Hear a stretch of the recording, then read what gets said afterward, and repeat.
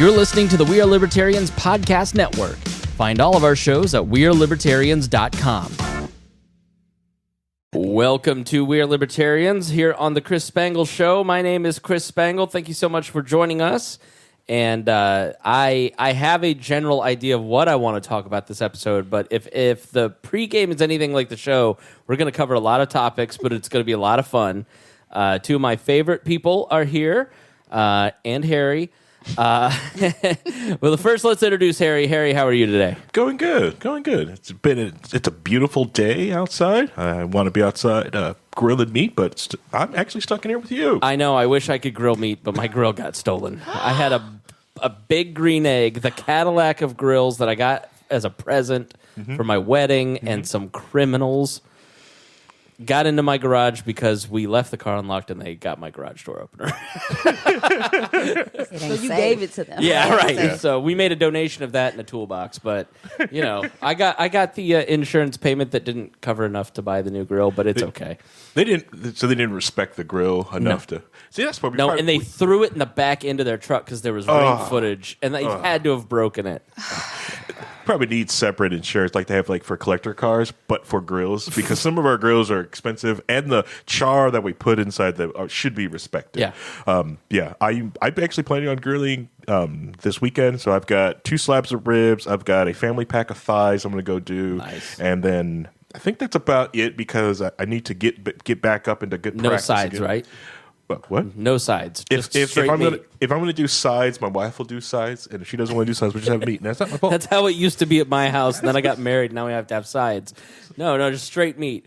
All right. Well, Kat, hello. You are a returning guest. You've been on. Was it once? Was it after the Dobbs decision? Yes. Okay. Yes. But you haven't been on a second time, right? I haven't. Okay, but I'm very glad that you're here, and your podcast co-host Moni is here. Hey, everyone. And you both, you are the hosts of the Fake Ass Book Club, the Fab podcast. We've been talking about doing this for over a year.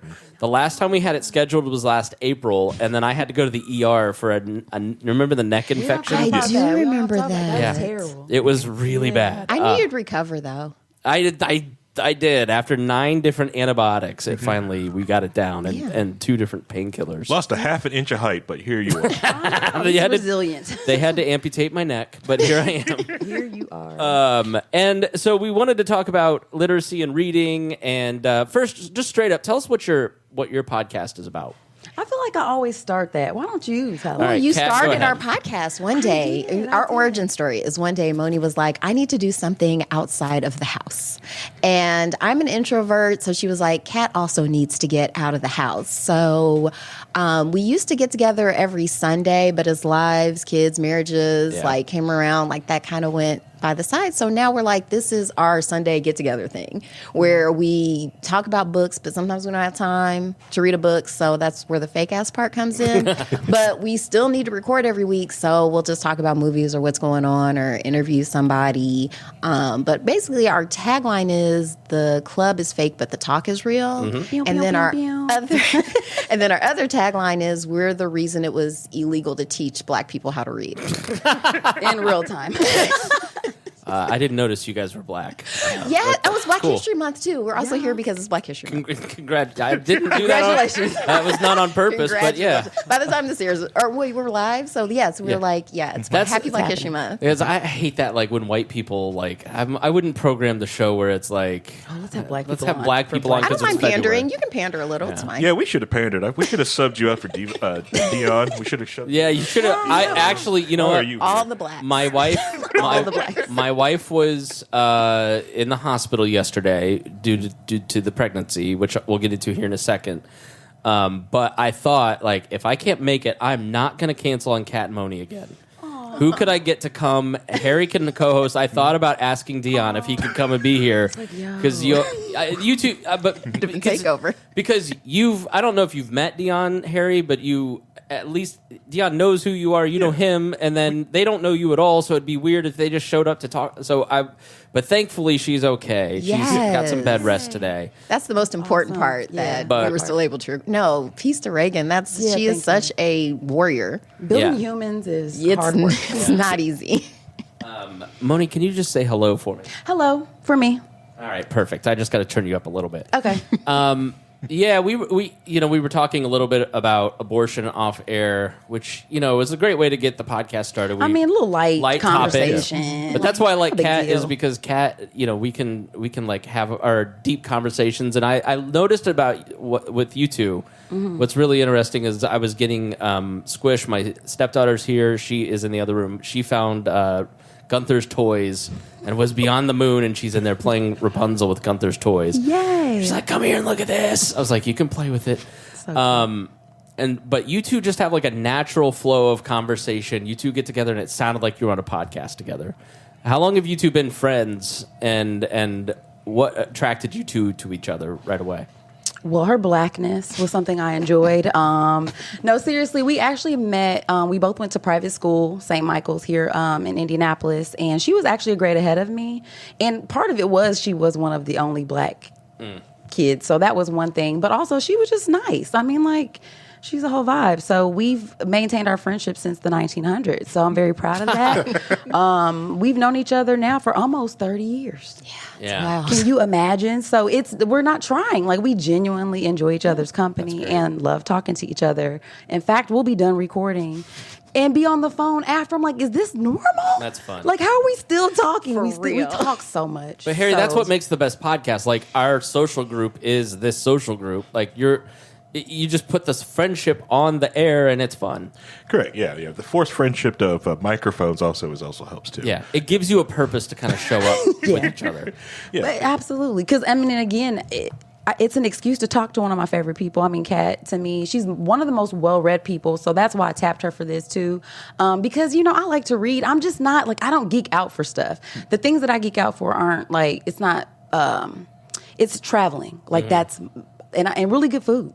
So I like leisure. I need to be a woman of leisure. I'm trying to figure out how I can make that happen. It's not working out for me because my life is the opposite of leisurely. However, this is me tapping into that, though, because I feel like the podcast incorporates some of my favorite stuff. So being around people I like and talking to them. And then, we almost always have libations or some kind of Right. snacks, even if it's before. If I would have had time, if I wasn't a little bit late, I would have stopped and probably bought some food, because that's just me. Like, food is a big part of my life. I cook a lot, like to eat. Do you bring food to the podcast? Yeah, we try to eat before, though, because You- we're trying to be more professional. Look, but food is brought to this podcast candy. every week from Vincent, and you never share with me. Don't you look at me. You're the one in there eating gourmet sandwiches while I'm suffering through this What? diet. Vincent is my co-host. Okay.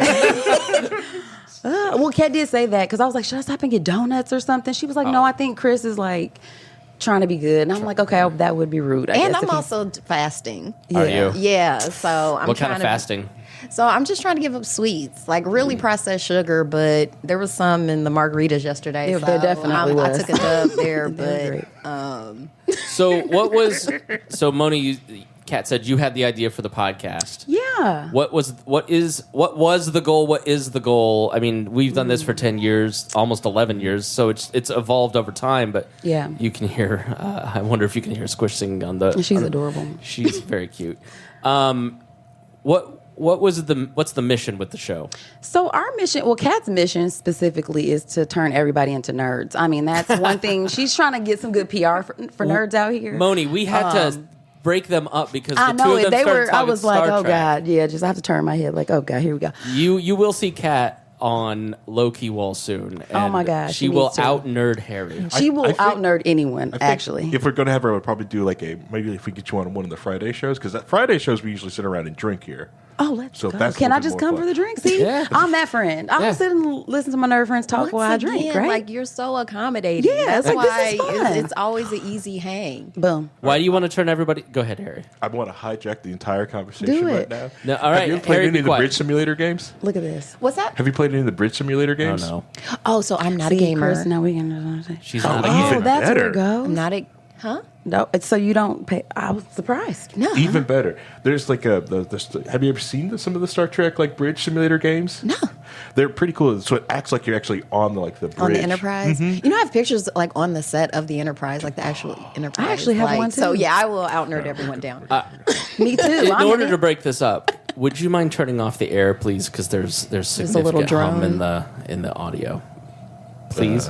Depends on what temperature is the house. Okay. Off. Depends on what the temperature is. If it's too cold per contract, I can get the house at least 62. Okay. If it doesn't get over 62, then it stays on till it's set. All right. I think that's fair. This is why I want to turn people into nerds. That logic was sound. You can't argue with it. It's like, okay. You know, that's why I want to turn people into nerds. We need a little more logic in our society. Yeah. What other reasons?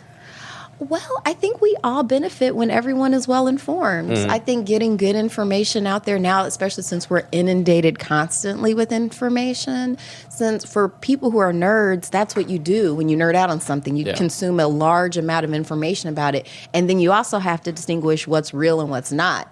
So I think that's one of the values of being a nerd. So whatever your nerddom is, like I'm not part of every fandom, but when you are, you know what it's like to do a deep dive and learn about something. And Yeah, because I'm nerdy about podcasting. I love podcasting. Yeah. That's my, probably more hairy than libertarianism, especially at this point in my life. But, for me, this podcast, I like talking politics. I like talking current events.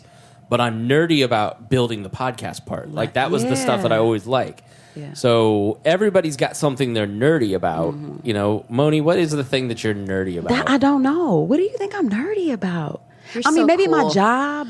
I Yeah. I geek out for my job. So Not like I no, want to talk no. about that. Oof. What am I nerdy about? But if you don't want to talk about it, you're not nerdy about it. I got it. Everybody, this is the build up. Oh. Organization. Oh. She is such, That's true. That is true. Yeah. Yeah. Yeah. I just feel like that's OCD though. Is that something we should? No, that's nerdy. fine. Is it nerdy? Okay. Yeah, she's not lying. I do like organization. Yeah, we can go to the Container Store and I can't go let- hog wild. Oh my God. It's true because instantly I am, anytime that's true. I never Yeah, thought that's about the that. strength But you that's not bring. fun. I wanted it to be something more interesting than me liking to organize. Not everything my can God. be fun. That's why I think we make a good combo for the podcast because you do the stuff that makes me want to jump off a cliff. Boom. Same to you. And because I love editing. I feel Yeah. Right. I feel so powerful when I'm editing. I'll be like, this is going Chris is forever. like, yes, you're damn right. But getting me to email. Yeah. I mean, I always love it, but if you have emailed We Are Libertarians, you will get an email in 2 to 3 months back. Yeah, I'm sorry. And if you've emailed me, I'm sorry. I'm just sorry.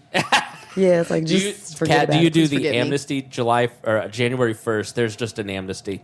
If Is it's there? if it's in the email box, it's going in the archive. I'm never It's emailing like, it. Oh, you're yeah. done. It's just You're out of out there. here. I'm glad you found ours because I'm pretty sure I emailed you when we first, Yeah. Yeah. I reached out to you. Just You- But once again, also trying is our superpower. We will just keep badgering people. that part. And you know what I've learned? This has been the really dope part about podcasting for me particular is consistency over intensity. You know what I mean? I feel like we've done pretty well, not because our product is always perfect. I mean, clearly there's audio stuff and lots of others, but I mean, the tenacity has been something that is okay, it builds your confidence up. You know? You have to have that when you're doing a podcast. You have to have it. You have to have Yeah. that stick-to-itiveness when you're doing this. Definitely. Yeah. And we've Perfection. already done that for years when we were getting together on Sundays. We already Listen. had that discipline of no matter what I'm doing, I'm this coming is to grandma's. before 'Cause there was self-care food was there. cool, we were doing self-care. Her grandma cooked every Every Sunday. Sunday. How am I missing that? A home cooked meal Yeah. by a lovely old lady. She was the best. Yeah. She made her hand squeezed lemonade. There was always charcuterie salads, A dessert. layered. Handmade design. It was Yo, amazing. I'm on the couch. You Yeah. know what I mean? I'm Sounds chilling. like Leisure. Yes, every Sunday. Harry, do you have a grandma? Grandmas are the best. Yes. All right, well, that was Sunday at Grandma's house. All Yeah. the different I mean, just a Black history fact. Sunday was the day we didn't have to work for massa. So, that would be the day you make a big meal for the family and, kind of chill out. So, Feels yeah, good. we still do. I mean, she would always bring that up. So you two, long before the podcast, would get together and hang out. Oh, yeah. Everybody knew what I was doing on Sundays. Right. Yeah. I'm at Kat's grandma's house. Don't even my dad, everybody. It was a well-known thing. So So when did that get started and why? Did you make it? We Would you already make it a said conscious? slavery. wow, it's Black History Month. Are you Don't gonna be- make this don't be silly. uncomfortable the whole yes, time? that's what we do. Like It's slavery? fun. No. Yes. Moni. You don't do it. I diffuse it. I have to. Yeah, she does. I was like, okay. That is funny. She is the one that likes to poke, and then you're Yeah. like the one like, this is just my friend. She's just Right. silly." It's like, guys, we're going to move on. It's like, she's cool. No, Yeah, exactly. I Don't poked look, a don't burr. look. You're No. like in our group chat. I'll say something uncomfortable, and then Andrew Bowman will be like, Yeah, that's me every single time. It's like, yeah, like, Hey, yeah. Would you My- believe she's a middle child? "My parents are fighting. I've got to make Middle a joke. child. That's the total middle child. Look at Yep, me, everything's fine. Everything's fine here, guys. Look what I can do with my arms." Right, exactly. It's like that's I'm an the- only child, so I'm like, I'm just gonna do whatever, and everyone's still gonna love me. Harry, where are you at Wow. in the order? I'm the oldest. I'm a middle child. Okay. You're responsible. I want a That high makes five. sense. Yeah. Are you oldest? Middle child. No, middle. Middle. That was middle. her. Okay. Yeah, Yeah, and okay, only. gotcha, Yeah. yeah. So oldest, youngest. I'm the Squish. seal of the children. My wife is the first. I'm the first. Squish is going to be responsible as fuck. Yeah, man. Yeah. Out here. She's doing it there. She's like Ding, ringing a bell. There's a bell on the little far. She's already got the right energy when it comes to strangers. That bought us an hour. We like it. No. If I know the person, she's shy. Just pretend like you know everyone. Right. You're like, Dad knows everyone, honey. But if it's a stranger, yeah, she's the best. Making a beeline. So, when did you just decide? You know what? We're already getting together Sundays. Let's put a mission to this. Well, no, we weren't getting together on Sunday. Oh, okay. Yeah. You Like, we needed a fell reason. off. It was a lot of lack. Yeah. It was like, I mean, it's sad. Like, my grandmother had to stop cooking eventually. Right. She's just, getting older. And then my kids get older, and yeah, life just got crazy. So Moni being the organized person, she was just like, look, if this is going to happen, we need to be organized, and this is what we're going to do. Yeah. And I was like, yeah, sure. well, and it has evolved because initially it was just about connecting with my Right. friends. I'm like, I need this time and space with my friends because we actually had 2 other people that we did it with for a little bit before, but it evolved, so it changed. And Kat is, like, we show up for each other. Like, I know that, like, her schedule, I mean, even though I have to make time for it, it's like, you know what? Sundays was always the best day for us to get stuff done. So Yeah. it was like, let's just meet on Sundays and let's, because at first I was like, I don't know what this podcast should be about. Yeah. And so that's why I ended up being the Fake Ass Book Club, because it was about us connecting. And we did have a book club at one point, an Yeah. actual book club where we, started off really great, reading books, responsible, Right. and then it quickly devolved into margaritas and talking, And that's so it. I still wanted to keep, some of both of those things. But 2018 is when I first kind of floated the idea, and toward the end of 2019, beginning of 2020, we really started Fake Ass Book Club in it, and we've been doing it ever since. And I'm enjoying it a lot. Like, this has like been, it. it's been a really fun journey. And I do better a lot of times when I listen to Moni. As I've matured, I was like, I just listen to her more. And I was like, okay, yeah, let's do that. I think it's we complement each other because the areas where I feel like I could use a little something, she's got that, and then Right. vice versa. So, she's one of the, I will not do something if I feel like it's not how I need it to be, or I'll. She's the Beyonce of the podcast. It's like, this has to be, because you have a vision for it, you want it to be a certain way, and she's like, this is And disposable I'm the nerds at content. Parkwood that She's no like, one let's knows just about. keep doing it, throw it out there, just throw it out there. I'm like, you're right. So Yeah, that's super helpful. I'm always that way where it's, Harry and I, he's like, the internet is now people just talking. Go watch Tim Pool. They don't have a script. I'm like, well, it has to be highly structured for it to be TikTokable. And TikTok. so it's always been that way. Yeah, but it's not that way anymore. A lot of it has changed, and if you're trying to do it that way, like Hassan Anabi, one of the larger political streamers that are on Twitch, it's really just him in a TV screen reacting to other people's content, eating chicken nuggets. Let's go, chicken. It is some of the most lackluster content, but people Love them. it. Sit there and watch But it. you two have found a good balance. But why books? Why? That's really what I wanted to dig into. That's Good question. Why? I really feel like because it is historically an act of rebellion. Like I make that joke, but it's funny because it's true. Like the reason it was illegal and sometimes punishable by death for Black people in this country to read was because of how dangerous it becomes. Like, initially just because we can forge our own paperwork and be like, oh, I have free papers. Yeah. Like that was initially it. But then it was because, hey, you can learn about in this state. As soon as you touch ground in here, you're a free person and your master's not allowed to human traffic you anymore. Because it was just human trafficking. So the having the information and empowerment you get from literacy and books, like I said, it's like boring, but it's boring but important. Yeah, I think that is definitely lost on white people. in that the privilege of knowledge and understanding, I have a neighbor who's 2 doors down. She's black, and she has in her attic. She's like, I just wish my grandkids wanted these books, but they don't care. But these books are the books. These are the 5 books that my great-great-grandfather had that taught him to read, and it was such a gift. And so, like she was explaining to me one day, she was like talking about the privilege of like what an amazing opportunity it was for him to have those the opportunity to learn. You know, I mean, Frederick Douglass is a hero to both you and I, but you especially, yes. Harry. Like, Frederick Douglass was given the opportunity to sneak in and learn to read, and he became, I think, the greatest writer and libertarian in American history. Yeah, great. Well, like at the time, he was with the abolition movement for the at the Republican Party when it was the abolitionist party, and then which I think I always looked up to Frederick Douglass because like Sorry. I gotta go talk to Squish. Okay. No worries. Ringing too many bells. Those darn kids. All right, yeah, but like I really because when Frederick Douglass, like right after the freedom from slaves was done with, he immediately put that sign down, walked across the street, and started advocating for the rights of women immediately. It was just like, okay, we've did this, now let's just move on, next thing. And that's another reason, like, I gave huge respect to Frederick Douglass. Yeah, I feel like one of his affairs was she was a suffragette, and that was. He's an icon. Cool. Honestly, my son is really into him right now too. He's in 5th grade, and they have to do a speech. It's a big thing that they do in 5th grade, and he picked Frederick Douglass. It was either him or it was going to be Benjamin Banneker, but they had to memorize a speech and have to embody, the energy of that person. And he picked "What's the 4th of July to a Negro," and my heart swelled with pride. Okay, because he memorized it like that, and he's really into it. And so, I would venture to say that even for across the board, people devalue reading in general because, think about all of the content that we have. Because it's not as stimulating and it requires more of you. Exactly. I think it's just TikTok. One of the harder sort of mediums to get into. It's so much easier to turn on. Especially now. Like, we have smartphones. We have access to so much. But to me, it's like a form of time travel. So to me, it's the only way I really can time travel, which, Star Trek has made me want to do.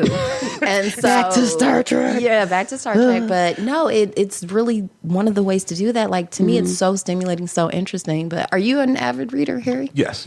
So like one thing that I really got out of my education was the ability to know that I can learn anything I want as long as there's a book. I can pick up that book and I can read that book and understand what's going on in that book. My teachers did a great job of just telling me, like, the education is free. You can go and pick up a book. The piece of paper is what you pay for. The piece of paper that proves to somebody that you that you learned something. Like you learned something. But what's the last book you read? The last book the book I'm reading right now. The last book I read is it's called Six Not So Easy Pieces. It's a physics book by. Could you say that again slower? 6 Not So Easy Pieces. 6 Not So Easy Pieces. Okay. Got it. It's a physics book. Sorry, I listen slow. Yeah, it's a beginning physics books. Okay. The book I'm going through right now is I'm reading Quantum and The Search for Schrodinger's Cat. It's about the history of quantum mechanics. About how when they were getting all the scientists together to be in the early stages of going from Newtonian physics to this what we call modern physics. Which I'm not a physicist. I was just getting ready to say. So I love that. I wouldn't think we to talked pick up about physics books. Schrodinger's cat on our program because you read enough, it comes up. Correct. And because Can you explain it for those who don't know? So I totally know, but explain it to me like I don't. He knows exactly. So I only know because I heard. Okay, so the Schrodinger guy, is it indeterminacy or indeterminacy? Yeah, indeterminacy of it's the. Yeah, it's a cat in a box with a bomb, and basically while it's in there, you don't know if the cat's alive or dead, so it's both at the same time because you never know when you're going to have a box full of dead cat. So all I'm thinking about is bomb ass box. Oh wow! Another podcast too much. Sorry, too much pat down. Yeah. No, this is science, Chris. This is serious. Oh my God. And the brilliance of it, like the act of it, the I don't know. Did I describe that right? I feel like that was it's really close. It's close. Yeah, It's fine. that was how it's in my the, brain. But the thing is, it was a thought process to try to. Yeah, it's a thought experiment. Yeah, to get basically Albert Einstein to understand or try to help discredit quantum mechanics and quantum physics, and they when they presented that to Einstein, he just kind of sat there for a second and went, "Okay, this makes sense now." Nice. Can I nerd out real quick? I mean, I don't think I Everyone? can stop you. So I'll try if it's too far. I took physics in high school. And so we went on a field trip to Kings Island and like had to do the physics of Kings That's Island. cool. What a But great that's way to a fun learn. way to do Thank it, though. you. I wouldn't have gotten a If you're D gonna in do that class. Had I. See, exactly. But we were the dorks at Kings Island with like the daggone protractors and That would have been fun. and workbooks and things like that. I need to measure your tracks. Well, no, because we'd have to stand there and do like that. But it was like it. That class was the first time like science became alive to me because we could do experiments that showed the physical universe. That's why we talk about gravity all the time on the show because I'm like because No one's dying over here. Harry He's like, is ready "What?" to join your show. Harry's ready to leave the network. Harry, I shut it down though. Sometimes it's like, okay, she does. It's like okay, boo nerd. right. Because gravity. But that sounds great though. Yeah, gravity is a force. Said gravity and Harry swooned. I know. I was like, wow, what's happening over is here? Fascinating. It affects our passage through time. That's wild Yeah. to me. Well, she does like to remind me about that. No, I think So like there was a couple of things that we had like in the chat room. Like I spent a day and I think a day learning about HVAC systems in outer space because of how yeah. gravity doesn't move and how they have to use like this liquid to move heat and cooling on the space station. Brilliant little rabbit hole to go into. Something I probably Okay. will never use. But you know now. It's like because the algorithm knows what to bring to me, like and stuff. Because one of them was an article about how people use the bathroom in space because you basically have to use vacuums, and it was wild, Ew. right? Well, Moni, was there a moment in your education where, so for me it was Mr. Binge in 11th grade, standing up in front of the class in world history going, power is an illusion. Because you all could overrun me right now and walk out of class because there's 20 of you and one of me, but you don't do it because you think that I have the power. And that was the first step to libertarianism. Was there a moment in your education, like Kat, where you were like, oh, wow, I'm really into learning. I'm really, like, blows your mind and you almost become addicted to it? No, I didn't. No, I have to. That's what I'm saying. Like, no. It was largely. I was just trying to get the hell out of there. You know, Yeah. I didn't really. I think not until I went to school. So I do medical imaging. I got to geek out a little bit with the physics and stuff like that because I've always liked science. So learning about how like I feel like I'm a practical learner. Like I like learning about stuff that I'm gonna actually do.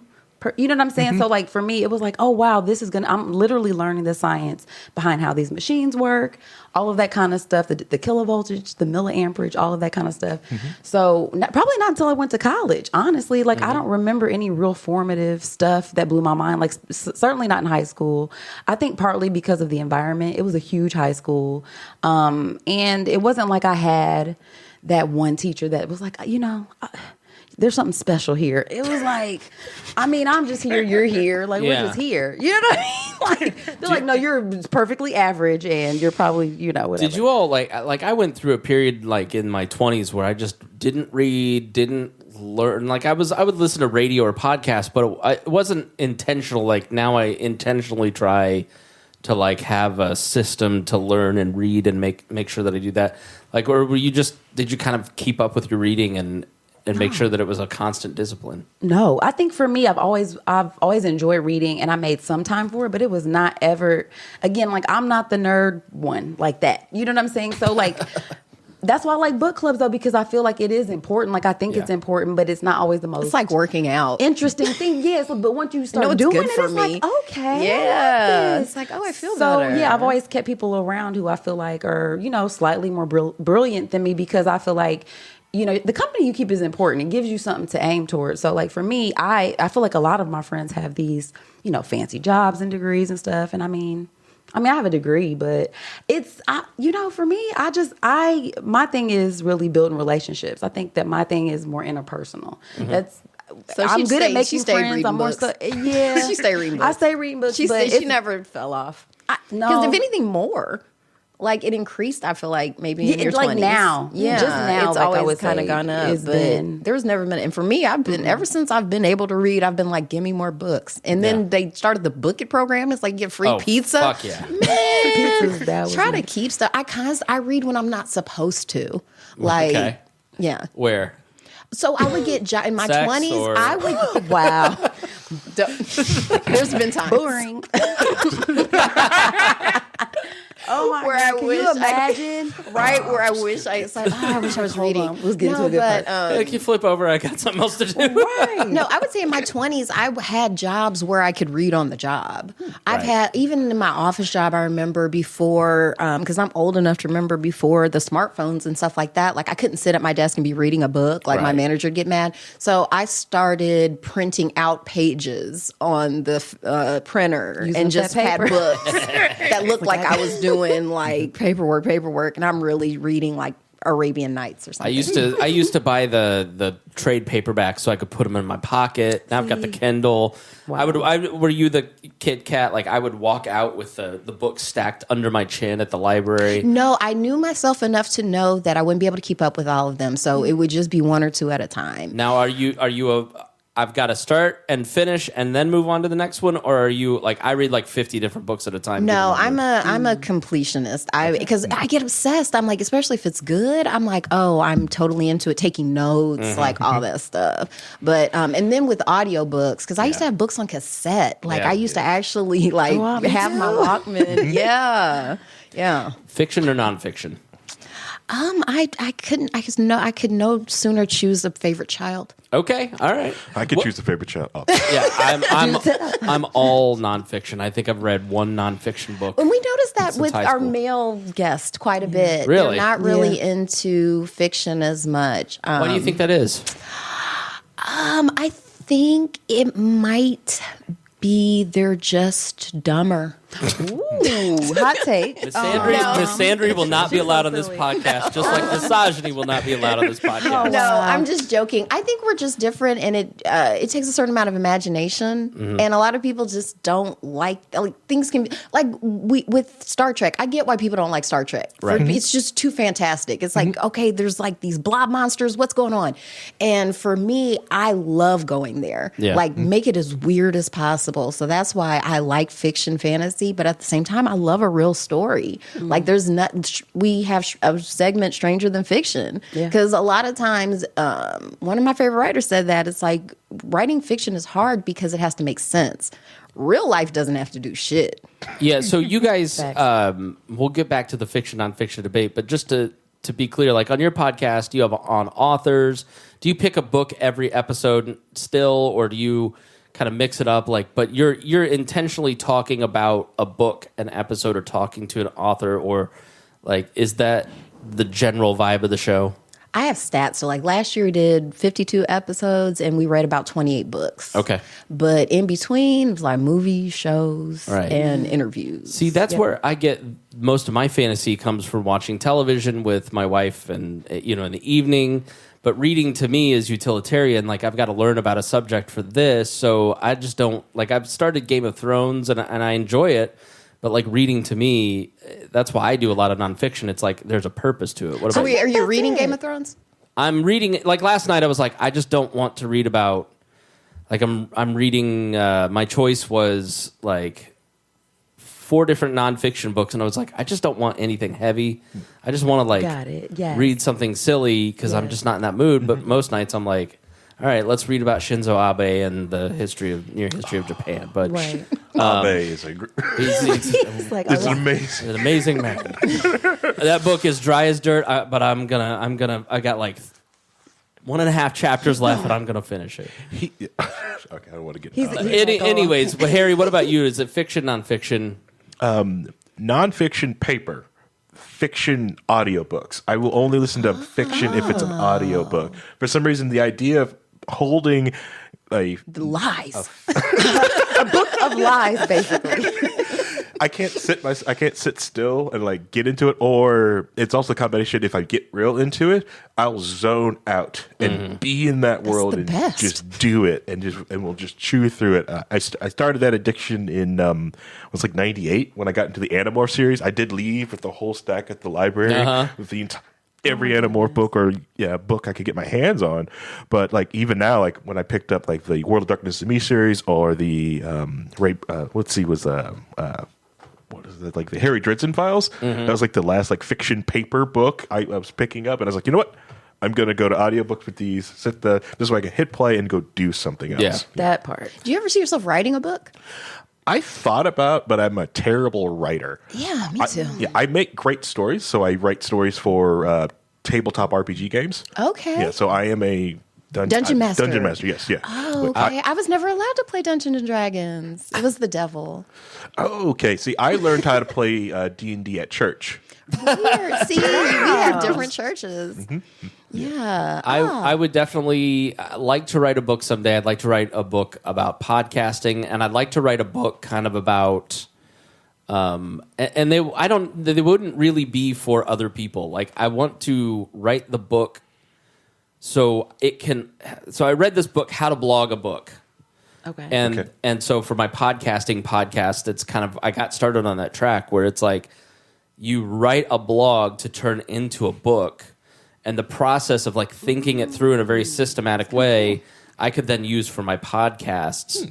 So I'd like to do one for this where like I'm really exploring my beliefs about politics and history and religion, and like I'd like want to write a book to kind of like solidify that for myself, but I don't know that I'd ever release that. It would just be sort of like an activity to get myself to do it, but I just don't have time to write. Like I'm too busy editing. Yeah, like So Vincent's just finished up his book of like a couple of months ago. Okay. It's been at his editor. It's now on my desk because I need to finish his synopsis, which I haven't finished yet because I'm also a terrible writer.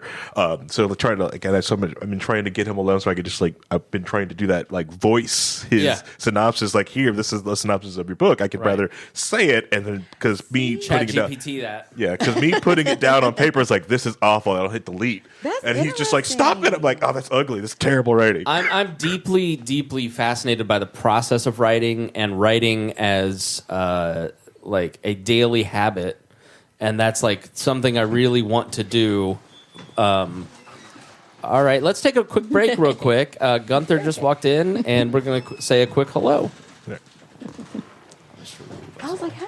I was like, I think I see somebody walking up. And I kept looking.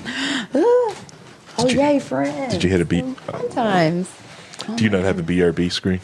Welcome back to We Are Libertarians here on the Chris Spangle Show. We are talking with our friends Kat and Moni from the Fake Ass Book Club, and also Harry Price is here. And in the background, if you hear any adorable conversation, that is Gunther and Squish having a conversation and playing and being very cute. Serious business.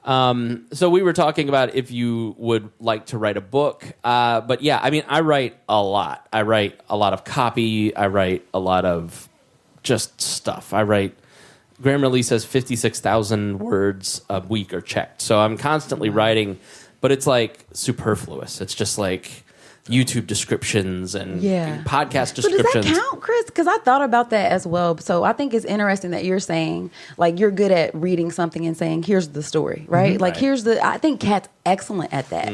I have so many words. It's like, well, what's the moment? How do we gather this up very succinctly? So I think that is a vibe. But, you know, I'm noticing I'm writing a lot too. And it's like, my show notes are, like, why are they this descriptive? Like, nobody even cares. But it's like, I feel like if you go into the show notes, like, I want you to be able to reference some of the things we talked about, because you might not go look them up. But if I put them right here, I'm making it easy for you. There's people who can't listen to the podcast. There you go. Know, we've had a lot of people. I'm doing full transcriptions now because I can afford for us to do that, because we've all the years had people ask, like, and it just helps people. I think when you have a description like you're saying, they can make a decision on what to listen to. But for sure, so I do write all day. Like, I'm mostly a writer, but it's not in a way that I would. I'd love to write a nonfiction book at some point. Right? Yeah, I could feel that. I definitely could feel that. How many like, what's your reading habit? Like, I've definitely built my own reading habits. I'd love to hear how you guys kind of like go about reading. How do you find the time? Your moms, you work, your dads, you work. So I think for the podcast, for the most part, we do audiobooks. Yeah. So when we're in transit, like I always say, I tell my kids to rate and tip me on the Mom app because I'm just their Uber driver. And so, from going from place to place, a lot of times when I'm doing chores, listening to audiobooks and podcasts. Yeah. But as far as like sitting and reading, because every once in a while there won't be an audiobook for something we've picked. So to have to sit and read, I'm a introvert, so I find tons of time to be by myself. I'll just like, a lot of times when I'm just sitting in the car waiting for the kids to come out, like, if I have a book, pull it out, read it before bed. Yeah. That's why I like early release Wednesdays at my daughter's school, because you get there early, and you can sit there and be in line and just read. It's such a peaceful moment. Oh, man. It's just that moment you steal for yourself. I had another conversation with somebody who's like, the line is my Zen moment. It kind of has to be because you're just stuck there. You realize I'm trapped, and it's like, it's like, I'm just here now. Isn't that kind of interesting? Where it's like we have so little silence and so much movement in our lives that when you have those little moments of like sitting still, you're like, this is awesome. Holy shit. It feels great. This is awesome. And we, I still like going to the library. We went yesterday and it was closed. Security let us know. It's one of my happy places. Like, even if I don't even get anything, sometimes just walking around looking at books is just very soothing. Same thing, half price books, like just seeing what they have. Like, books. It's a good day. It's a good day. Dangerous. If I have time to go to half price books. I realized about 3 years ago that when my parents would fight as a kid, I would ride my bike to the library. Oh. And so, because I was trying to figure out in therapy why I have so many books and why I love shuffling the books and I'm constantly... Oh, you're like Matilda. It is a... Chris, we got Chris's origin story. He's Matilda. Dion Curry has a comment for you. It said, effing nerds. Thank you, Dion. Right. We knew you knew.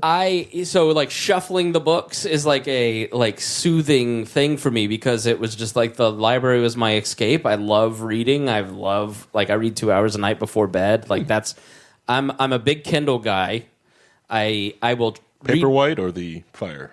Oasis. But the See, Paperwhite. this is where I have to fight you, Chris. I hated the Kindle. Really? Why? Yeah, I like physical books. I do too, but there's some like at night with a like Reagan next to me with when your partner logistics, is like I'm up for an hour, so I can't be on my phone playing TikTok videos like I really want to. Maybe that's why I'm single. I was like, Maybe you won't turn that light off. I sure won't. Were you as a kid? I would have my flashlight reading. Yes, in the car. Like if we were on a road trip. Like when I found they had those little clip lights. That go over the, I was like, yes. I just bought one last year because I was like, because I can. I want my own. This is mine.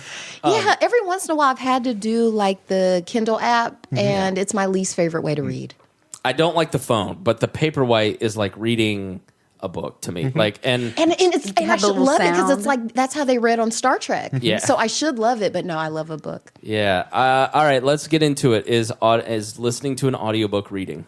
Yes. No. Dion tried to tell us it wasn't. I mean, because you're not Dion's actually reading. You're listening to it, but I don't think that one is superior. Like I think as long as you're getting the information, you're still taking it in. I think some people can't do audiobooks because for whatever reason. Because I think one of our brains guests, are different. Yeah, I've heard that from a lot of people. Like because some people can't do podcasts. Like they just don't like people in their ear. Yeah. And I love talking. I love listening to people talk. So it works for me. And like she said, a lot of times I don't have time to sit down and physically read a book. I'm so easily distracted, you guys. Squirrel. That little like I noticed about 2010 after I got the smartphone, my reading ability and comprehension went way down because my brain's going, what's going on over here? Yeah, see that part. It's not even that. It's just, it doesn't even matter what it is. It's hard for me not to be in the moment. So if my kids are in front of me, I can't ignore them. Like I feel like I have to be engaged. So for me, it's like when if I find a moment to sit down quietly, it's usually at the end of the day, and I'm tired. And I'm not usually probably going to read. I'm going to go to bed. So did you like it in school, like when the teacher would like read you in class? No. You didn't like that?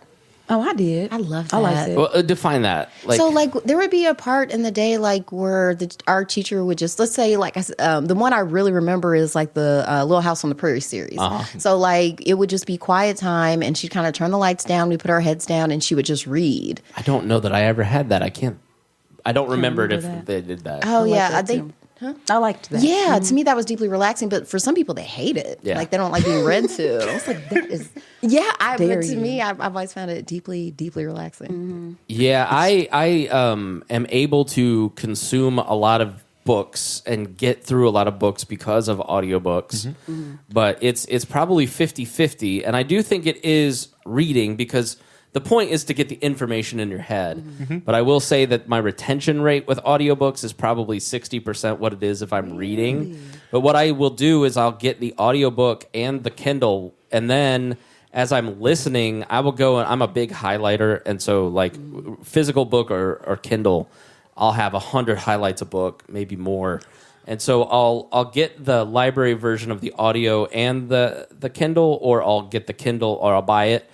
And then highlight the information that I want to retain, and then I'll port it over to something called Readwise, which is this app that every day you get like 12 different past highlights, so it like helps you remember the information that you highlighted. But I do think that it's all consuming the information. But if I noticed yesterday, I was like listening to an audiobook as I was driving and I was zoning out, so I just rewound it 10 minutes and turned on music because I was like, you're not in the right mind state. I'm not just trying to breeze through it. I'm trying to get the information in my head as opposed to just hit the goal. We were talking earlier about like why people don't like reading. And I think one of the reasons is because you have to shut down your own narrative to step into someone else's. And that's why I've always considered it a meditation, because you have to turn your brain off for a while. Easy for me, guys. And for me, it's super easy. I'll zone out super hard and not hear people talking to me. Like, I'll just be gone. But I came up with a good question. Like, what's the book you've read the most? Because I feel like you don't really know a book until you've, like, read it 3 times. So, like, do you... and a lot of people don't even reread books or rewatch movies, but when I'm a little bit of a... I have a definite answer. Harry, do you have an answer? I'm trying to think of a book that I've reread that isn't like a technical manual, because I have probably read technical manuals over the... I'm not going to count that, Harry. I mean, I hate to be like judging, but technical manuals, like that's I hate reading stuff like that. I don't want to be like this is ridiculous. I don't want to read. She always says, I'm like, yuck, that sounds terrible. My aunt used to always say, all words, no pictures. Like, I'm telling you, I don't want that. Reading the book of Nothing But TCP/IP Technology, it's 24 chapters, and it's amazing, and it goes into in-depth detail of how Ethernet works. And it's amazing. Okay, I was joking about the fucking nerd part, but Dion's right. You're a nerd. That is Everybody terrible. can be as cool as Dion. Mine is the #1 book that I reread every year at Christmas time is A Christmas Carol. I think the book is so much better than any adaptation, including the Muppets Christmas Carol, which is supreme. That's pretty good. The writing is superb. The way that he tells the story is amazing. The moral of the story is amazing. The second book that I've read the most in my life is All Over But the Shouting by Rick Bragg, who's this Southern author who's an amazing storyteller, has written several books. Really love that book. I read that probably 10 times in my teens and 20s. So, but The Christmas Carol for sure. I read that every year because I really like that.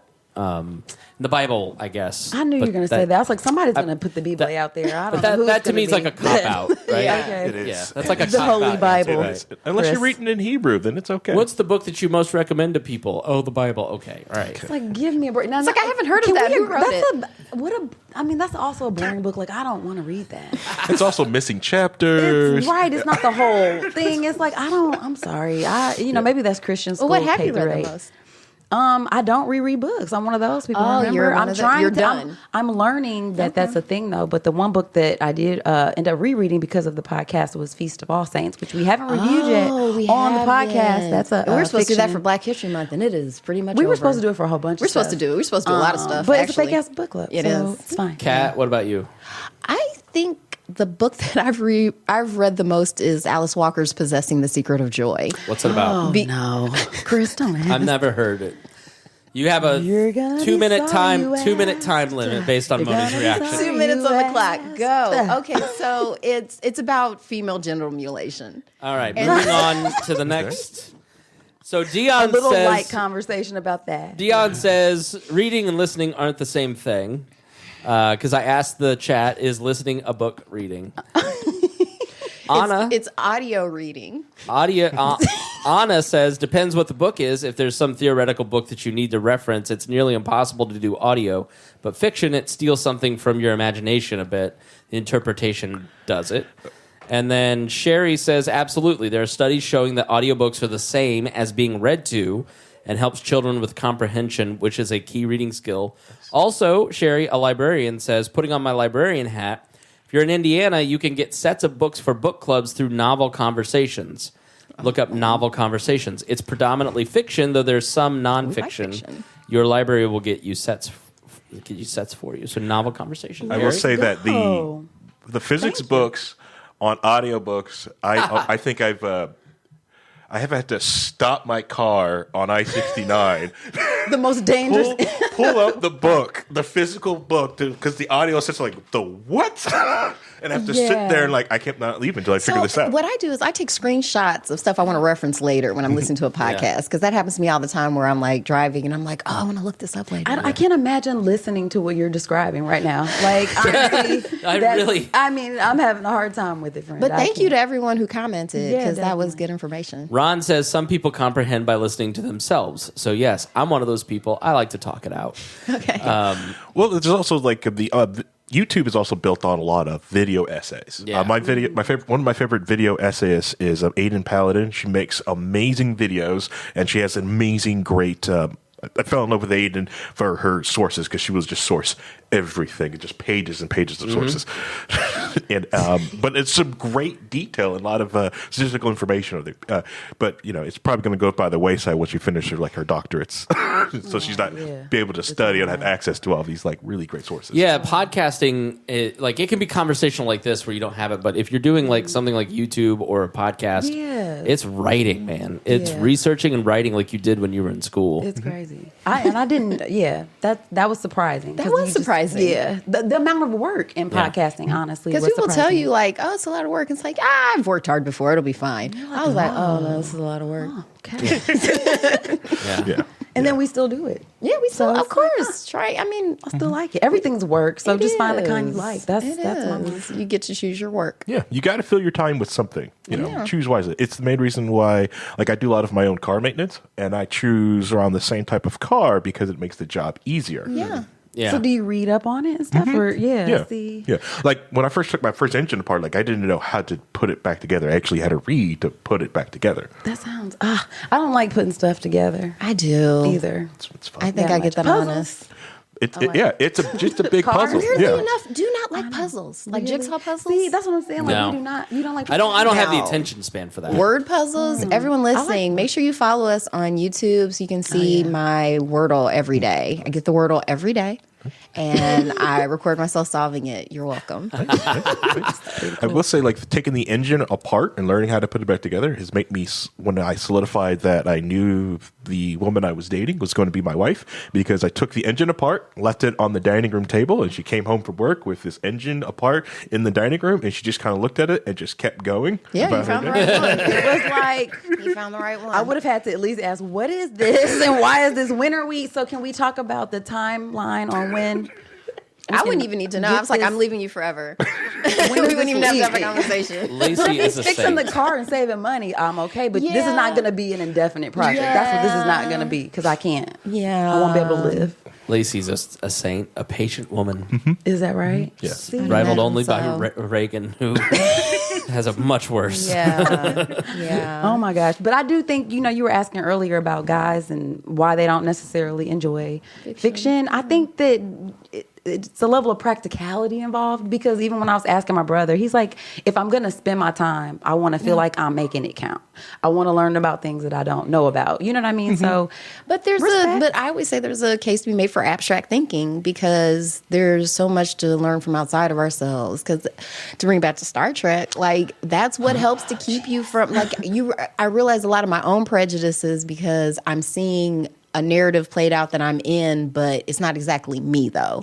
Like I can see myself a little clearer because I don't have my biases chiming in. I wonder if maybe it's hard to break in. It's why they just make a million Marvel movies now. Because like if you said to me, go read a fiction book, I'd be like, I guess I'll get Game of Thrones because I like that. You know the characters. But like I don't know. I just wouldn't go to the library and just pick a book off the shelf in the fiction section. Yeah. Like Science fiction section. Yeah. And that's another reason why like Japanese manga has gotten like huge because of like there's tons of different number ones, there's tiny little series, and a lot of them are self-contained without 30 40 years of backlog crap that you may not need. Is just the reason why like most modern American comics suck, because you don't know where to start.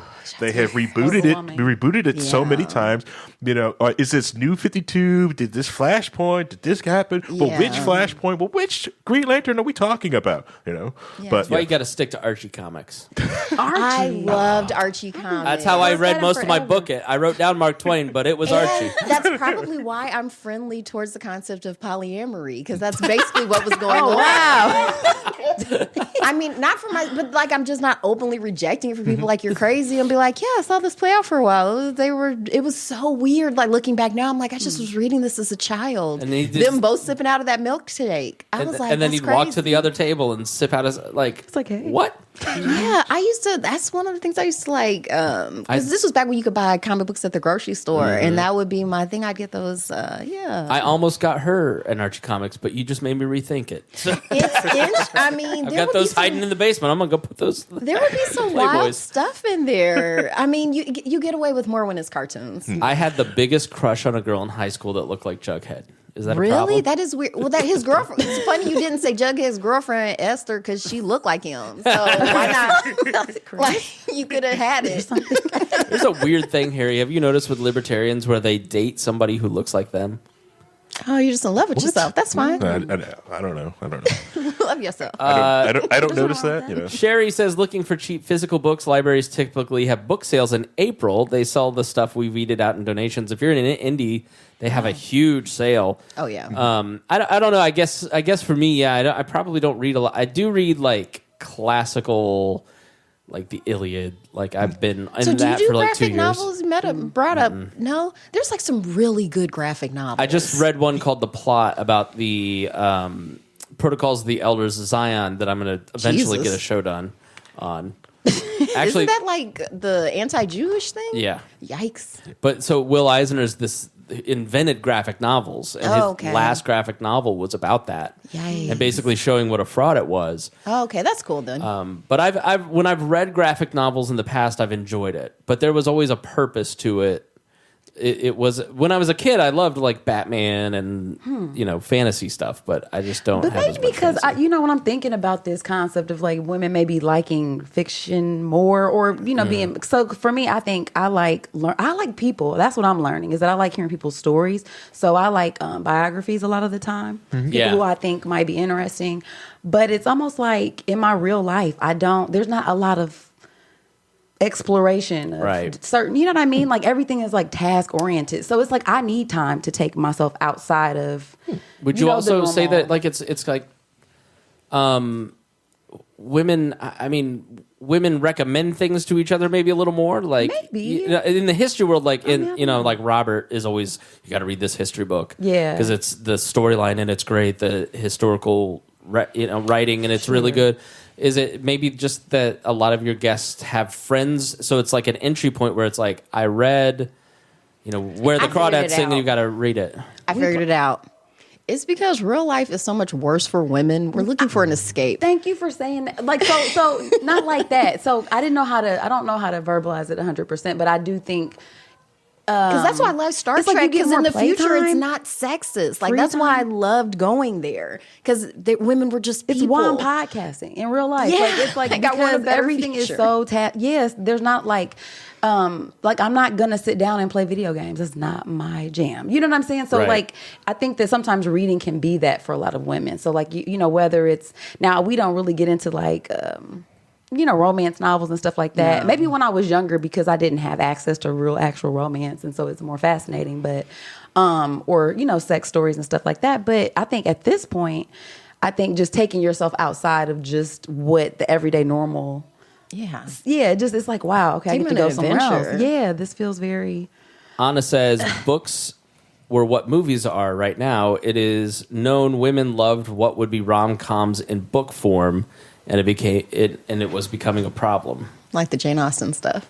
Harry, I feel like men do have like I'd say video Like the- games is definitely like a fantasy and escape. I mean, Yeah, and which video games to a lot of people, certain video games, I should say, because the video game industry is large, just like any other type of industry. But video games sometimes do have like visual novels into them, and they also do have stories to tell, just more in an interactive fashion. And since men are more visual, they like to see different things, so video games will attract them. So they will pour into these really long video games that have really amazing fictional stories to tell. Like Yeah. most men, like you probably haven't read the Iliad or won't even know what the heck Odysseus is. But I could probably go through different stories from like Final Fantasy 7 and 8 and a have lot of different similar like narratives. RPGs games. Yeah. I would say that.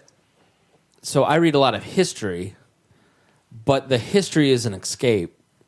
It's not purposeful. It's almost like reading fiction. And the books that me and my friends recommend to each other, my fellow history nerds, they're always books that are written like Eric Larson is like the gold standard right now of, or David McCullough writing history in a way that's like a novel, like a fiction.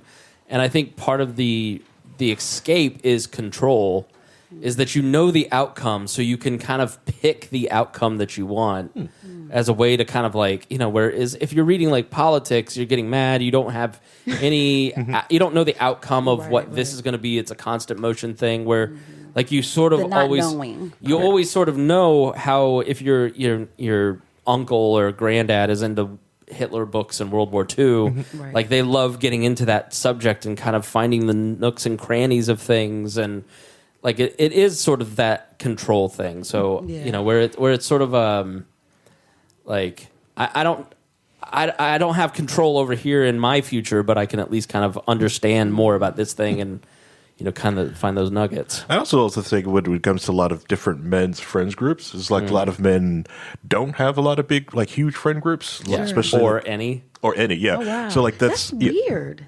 Well, men are It's just an- less. We're evolved to be more social than men. Yeah, that It's- just So feels it really can weird. happen. Yeah, 100%. That's Yeah. why female autists are really hard to discover or diagnose, is because women We're just pronounced difficult. pronounced. because You're women difficult. keep updating. Like, men will just in a computer term, it's like if men have a social patch that's wrong, they'll just keep the same patch. Right. Well, women will just like, well, I just picked up a new patch for this other woman. I'll just update my social patch, and then so it's just What kind was of keep the- masking it. The statistic is like, oh, go ahead. But like the thing is, like, so like I for low key started it out from like just like them as just a group of men that I've been keeping. So the idea like we would meet on Fridays and to keep meeting. We institute like trying to, because a lot of men are also touch starved, so we also make sure like we get hugs in a lot of these guys that have come around. But the thing is, like our group, like our Discord channel, is that we have like Loki has a massive database of mangas and graphic novels that we recommend to each other. Like we have read, we also have anime on there. Like, hey, these are things that when people go like, what should I watch? And we go, here's the Right, database. Look at this massive database. Please add into it.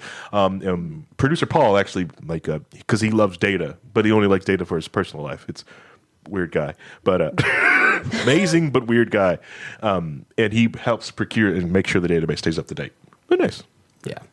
Well, I like that books bring people together. I mean, even though I feel like all of us might pick different books, I think I like the idea of reading as something that brings people together. And you have conversations with people you would never imagine having conversations with. Because you all went on the similar journey. Like, that's the Exactly. thing, because storytelling is it's why it's called the hero's journey. Yeah. Like, it takes you through it. So when it's done well, at the end of it, you're like, wow, that was amazing. I want to talk about this with somebody. Like, Right. that was my biggest thing. Like, I get so excited about it and that's usually how we would recommend. Like, I'll be like, I need to talk about this with somebody. So you have to watch this or you have to read this because I want to get your And impressions then when you're of this it. excited, I'm like, okay. Yeah. What was read the it. study that most men at 60 have their only friend is their wife? Yes. So, see, Women have a support group. That's Yep. crazy. Yeah. And then, and Harry and I have That's always sad. talked about that because that's part of what we want to do here is like model healthy Male masculinity relationships. That's good. and male friendships. And so, Harry has I've always argued like video games are kind of a problem. He's like, no, this is the thing that guys will use to bring together because it's almost like a Yeah, book it can club. be, for It's just sure. a tool. It can be Yeah. used well or poorly. Right. Yeah. But yeah, like Reagan the other day was like, who's your best friend? I don't know if you have a best friend. Be I'm like, you, babe. well, definitely It's like, don't, Harry, say, don't say me. Harry, Jeremiah, Aaron. That's a trick question. You're supposed to say her. Yeah. Well, she was like, and don't say me. Yeah, see, I knew she It's did still a trick that. question. It's still a trick. Because It's a she's trap. like, I go see Michaela every month, and I have but like, I'm like, but for me, like going and being with Harry every couple weeks, like this, like the activity of doing things, where it's like our I think book it is club. more activity But you based should- for me. Yeah. It's like we sit next to Yeah. each other and do this similar thing. Whereas with us, it's more like we're sharing stuff. Like it's Yeah. more. Yeah. So I think it's more interpersonal.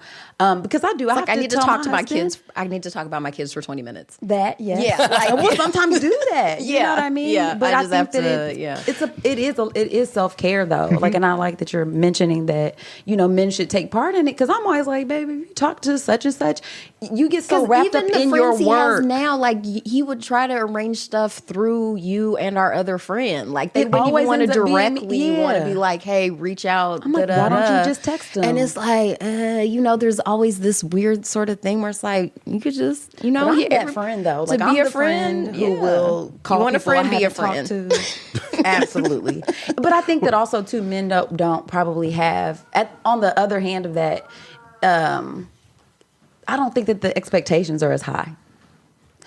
So for men for to for maintaining friendships, like you might get a needy friend. Like I don't do needy friends where it's like, well, you didn't call. Like we have lives and stuff, and so you know what I mean. There's some leeway for that. Stuff falls off. Absolutely, I think that's kind of understood with men too. Because even if it's been a long time, I'm sure if you called your friend up, they would be like, I haven't heard from you in a while. I'm glad we talk about this now and things are changing and we can because I feel like that's one of my favorite things about reading is you see the same problems kind of over and over again. Yeah. To me, that's what, because when you mentioned history, I love history. Yeah. Like to me, because the past is never past. We're still doing the same stuff. I like historical human beings. fiction. People make jokes about podcasting, but like this has become a huge way for guys to connect and build relationships, and it's the core of my friendship groups. Right. Sure, it is. Yeah. You too. It's a purpose to get together. Yeah. And the other thing, what I've also noticed, because I'm always trying to get the circle to grow, to get bigger, and I'm always I'm more interacting with more dads now. That I'm becoming more of a dad. And a lot of the dads I'm noticing are just like women in the past have felt like I feel that I'm letting my family down or doing something that I'm doing something away from the family. And it's just like, it's okay to go off and be yourself.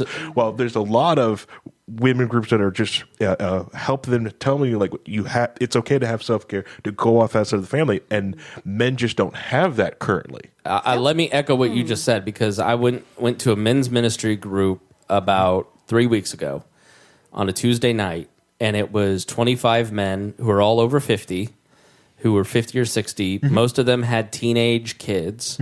All but one was married, just suburban dads. And half of them felt guilty for being there. Yep. They felt, and it was the only outlet that they had to like vent their emotions. It was kind of sad, to be honest, and made me really appreciate you and all my friends, like where we can talk about, like I can text you yesterday and go like, hey, and you're like, hey, call me if you need me. These guys didn't have that. And by week 3, there were 8. Yep. And so they just, they find reasons not to come. But one dad expressly said like, I've got 3 kids. One of them is over the top. Like, I feel bad leaving my wife alone where she has to carry the load, you know, where it's like, dude, you're going to pop, man. If you don't find some way to get community. I mean, it's just hugely important. Yep.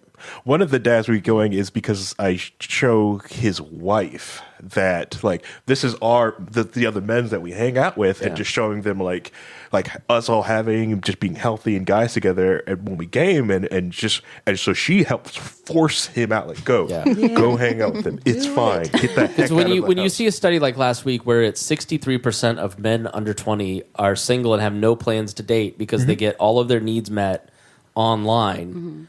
That's an incredibly bad statistic, because what that means is that they're not going out and actually getting face-to-face community. They're not, I mean, if you have no interest in dating, it means that there's some piece of you that is not right. Like you're not necessarily. No. Here, let me finish, because I'm right, and you two want to jump on me, but I'm telling you I'm right. For different reasons. My life, when I was 25, I was one of these guys. I was 300 pounds. I lived in my mom's basement. I had no job. I had no health insurance. I had no interest in almost anything. I wasn't trying, right? And when you're just accepting kind of a hermit lifestyle and not pushing yourself, you know, in your physical life, your mental life, your emotional well-being, your career, like that's what makes you attractive to not just women, but people in general. And when you go, I'm just not going to push, or I'm too uncomfortable, like with these things, like that's a red blinking light on the engine that one of those pieces of your life, your spiritual life, these things have to be in balance. And when I look at men today, I don't see that, especially when you talk to your female friends about their opportunities or for dating. They're like, guys are just shit. Yeah, that's why people don't want to date.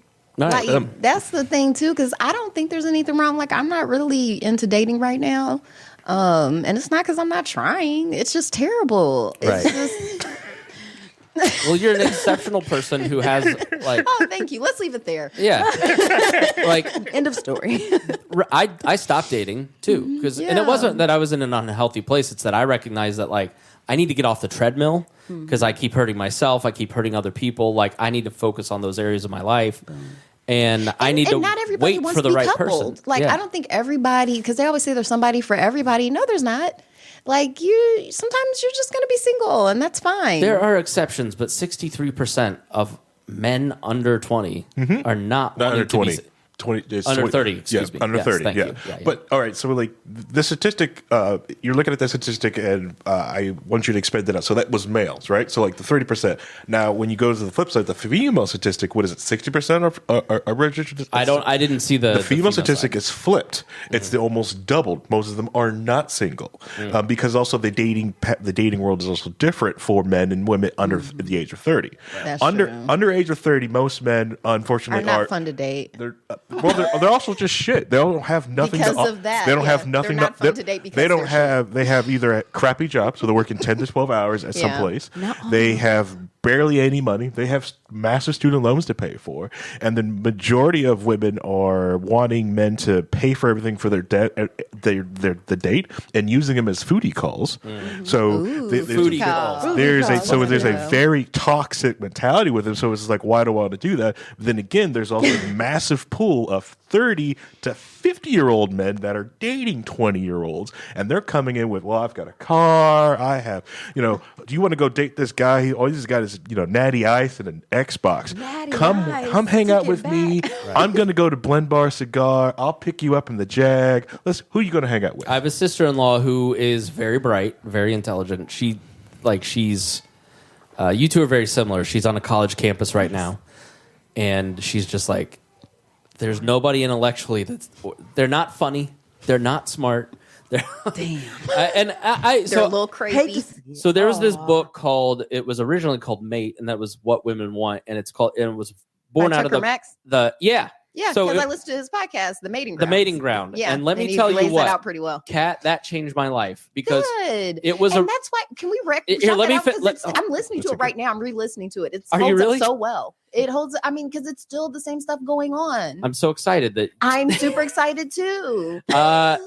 the reality was like I had just gotten divorced. I was kind of like had a couple failed relationships, and I'm like, I just can't meet blah blah blah blah. And I'm like, then There's gotta be a better way. I read that book, which was a response to The Game by Neil Gaiman. Oh, which was gross. Which was gross, which is the Yeah. negging, like putting you down, but also complimenting right. you. It's like that top was so pretty. They didn't have it in your size. And I'm not, I mean, it's like you're almost as hot as your friend. Like it was that kind of stuff. Yes, right. It's really Wildly gross. insecure. Yeah. Much. But Tucker Max and evolutionary biologist Jeffrey Miller did this podcast and book that kind of like said the reason you're single is not because women hate nice guys.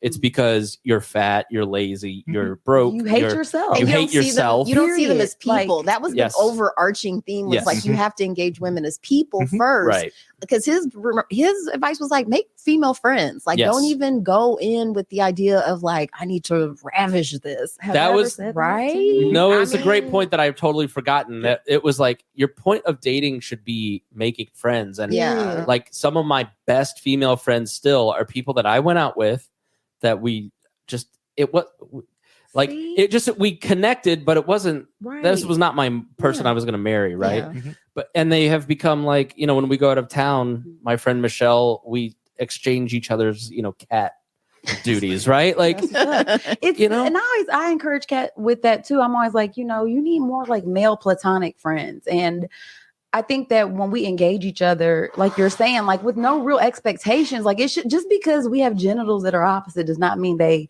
need to connect at any point in time. Like, why not? Let's just engage each other as people. Like, what do you think is I would interesting? like What do that. are I you just low don't key get calling that. cat an incel? I mean, It's it's pronounced vol- femcel. Maybe it's it's themselves. Femcel? Yeah, it's pronounced femcel. it's voluntary. For sure. But just in general, like I think I got a gift of having like two brothers. Like I had built-in platonic male relationships. So I wasn't like starved for this male attention. I saw how disgusting guys can be. I hear the stuff they can talk Her about. brothers are pretty gross. But on the other side, I know how wonderful they can be too. So Yeah. like it's hard when you hear women saying really shitty things about men all of the time when you're like, Yeah. well, I mean, I know men that are great who take Well, care of I their think families. Let my- me finish. I'm 'cause you're sorry, interrupting. because I'm going to agree with you. Okay, you can do that. Yeah. But I do feel like I think that there's some value there when you are prioritizing, you know, platonic relationships because you learn so much about the opposite sex and you really realize, I mean, at the end of the day, we want the same things.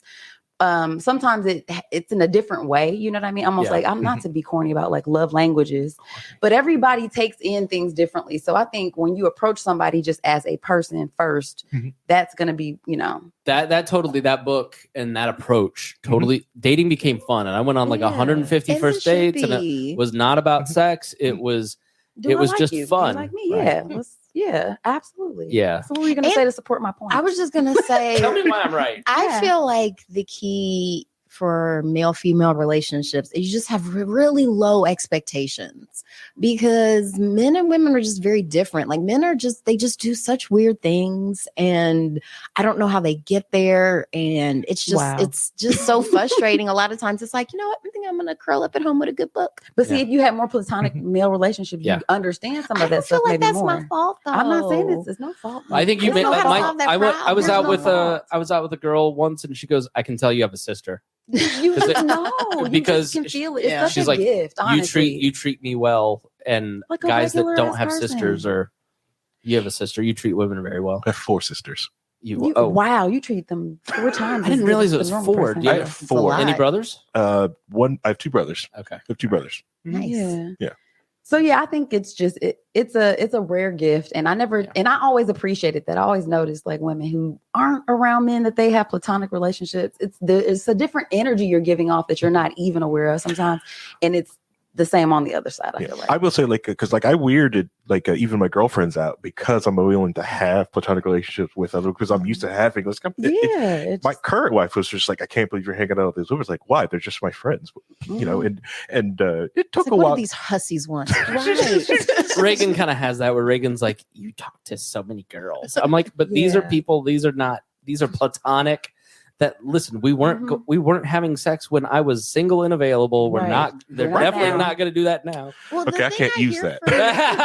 But a thing I often hear from men too, and why they have anxiety about their, wife or girlfriend having male friends, is that they're just waiting for. Because it was on some podcast the other day where they were like, call your male friend now and tell him you broke up with me and see what he says. You saw that? And it was like, you finally left that. And I was like, yeah, it's It can be that, but sometimes I don't know. Some I'm women too are old like now. that. I think some women are like that. So male for friends. April Fool's Day, my wife did that on Facebook and put it like we broke up, and I instantly had 2 female friends call me, and it was just like, oh my god. You gotta let them go. You gotta let them go. That is maybe that's the flip side of the coin. They know how great you are, but I mean, at the same time, you still have control over whether or not that is. So that's all I'm saying. You still have the autonomy to say, okay. But like, it never lets you down. Books. Wow. Except sometimes they do. Sometimes they're terrible. I was like, I've had terrible books. What's the last book you had to just put down? It was like, I can't finish it. I can't finish this. This is just terrible. I'd have to look at my Goodreads. Because do you walk out of movies? I just learned there are some people who don't walk out of movies, like if they're bad. Everybody should know this. If you're sitting through a movie and you hate it, you can get up and leave and get your money back. I will get up, refill my popcorn, and try to give that movie a chance. Okay, but you're a Spartan. You're like, I'm. But yeah, I have gotten up and walked out of movies. Do you get the money back? What from? Oh yeah, I usually just ask if I can watch a different movie. You're a nice guy here. I read like the intro and maybe the first chapter. There's a lot of books that I'm at 25% on or 10% on. Okay. That I'm not going back to. If I finish a book, it's 4 or 5 stars. Like. Unless it's really short, but yeah. All right. Well, we should start wrapping up. Tell people where they can follow you both. How shameless self-promotion time. I think you should do it because this is who's going to be answering you if you reach out. That's probably true, you guys. You guys can reach out to us. I would say IG is a good place to start. The Fat Podcast, also on YouTube. We have a link tree on both of those. You guys click that. Everything that we're attached to. I think you can find us just about anywhere except for SoundCloud. So just search the Fat Podcast, guys. Yeah, holler at us. Let us know if there's some stuff you want us to review. Come over our way.